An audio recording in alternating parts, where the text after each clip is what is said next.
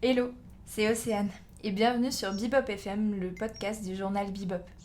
Aujourd'hui, je te propose un épisode un peu spécial, avec un format plus court, une sélection d'anecdotes autour de 7 reptiles insolites. Ces quelques fun facts accompagneront ta lecture du numéro 17 portant sur les reptiles de France. Même si ici, je m'aventure aussi au-delà de nos frontières. Entre tortues à carapace molle, serpents à fourrure et dragons de Komodo, j'espère t'en faire découvrir un peu plus sur ces animaux étonnants. Voilà, je crois que je t'ai tout dit. Au risque de me répéter, bienvenue sur Bebop FM, le podcast du journal Bebop. N'oublie pas de nous suivre sur Instagram et je te souhaite une excellente écoute. On commence d'abord avec la plus petite vipère d'Europe, la vipère d'Orsini, qui peut mesurer de 15 à 50 cm de long.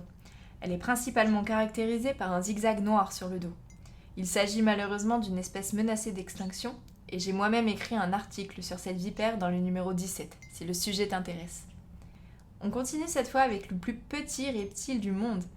Brookesia nana ne mesure pas plus de 19,2 cm pour les femelles et 13,2 pour les mâles. C'est un petit reptile de la famille des caméléons qui vit dans les forêts massives de Sorata, au nord de Madagascar. On revient en France. Sais-tu combien d'espèces de vipères sont présentes en France ? Eh bien, il en existe seulement 4. La vipère aspic, péliade, séone et orsini, contre 376 dans le monde. Maintenant, j'ai choisi de te parler d'une tortue qui, on peut le dire, est très atypique. Je te parle de la tortue de Cantor, ou la tortue géante à carapace molle. Comme son nom l'indique, sa carapace est en fait une peau très épaisse. Elle vit en Asie du Sud et de l'Est, et si tu te lances à sa recherche, tu ne peux pas la rater. Elle pèse en moyenne 60 kg, mais le plus gros spécimen jamais découvert mesurait 2 mètres pour 100 kg. C'est une tortue qui chasse à l'affût et se nourrit principalement de poissons, crustacés, amphibiens ou encore des mollusques. On quitte notre tortue molle pour parler du serpent le plus venimeux du monde. Il est très connu et je pense que tu as deviné de qui il s'agit. Eh oui, c'est le mamba noir. Son venin est composé de dendrotoxine, une neurotoxine qui agit sur le système nerveux et provoque une paralysie des muscles respiratoires. À chaque morsure, le mamba noir injecte 100 à 120 mg de venin et parfois beaucoup plus. Il est réellement dangereux pour l'homme puisque seuls 10 à 15 mg sont nécessaires pour provoquer la mort d'un individu adulte. On parle souvent des serpents venimeux, mais très rarement des lézards. Eh bien sais-tu que depuis quelques années, le grand dragon de Komodo est considéré comme venimeux ?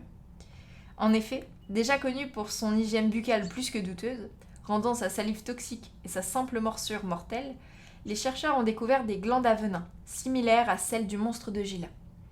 Les toxines dont est composé son venin provoquent chez sa proie une chute de la pression artérielle, entraînant la mort. Dernière anecdote, faussement scientifique.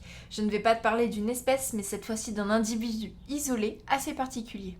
En Thaïlande, un serpent à fourrure a été trouvé dans un marais de la province de Sakon Nakhon. Oui, j'ai bien dit un serpent à fourrure. Les scientifiques ayant réagi à ces photos pensent qu'il s'agit en réalité d'un serpent couvert de filaments de mousse, qui se sont développés sur l'animal qui a probablement passé sa vie dans le marais. Merci d'avoir écouté jusqu'ici, c'est tout pour moi, et on se retrouve dans un prochain épisode du même format. À bientôt!